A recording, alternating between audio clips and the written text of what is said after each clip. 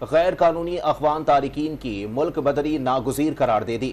دفاعی ماہرین نے بھی سول و عسکری قیادت کے اقدامات کی حمایت کرتے ہوئے کہا ہے کہ غیر قانونی تارکین وطن کو نکالنے کے اقدامات نہ کرتے تو مستقبل میں چیزیں مزید بگڑنے کا اندیشہ تھا۔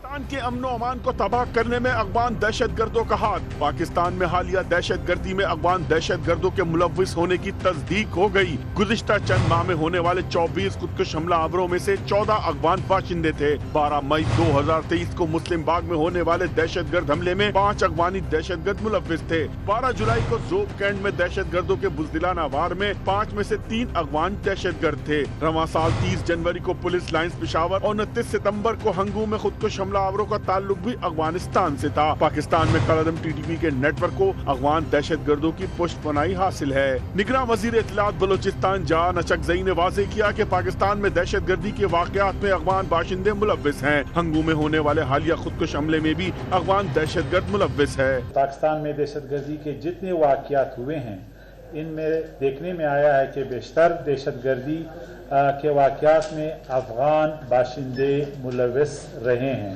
افغانستان میں اسلامی امارت کے امیر ہیبت اللہ خنزادہ کا جو فتویٰ تھا کہ افغانستان سے باہر حملے غیر شرعی ہوں گے، اور اس واضح فیصلے کے بعد جو حملے کر رہے ہیں وہ مسلمان نہیں ہو سکتے۔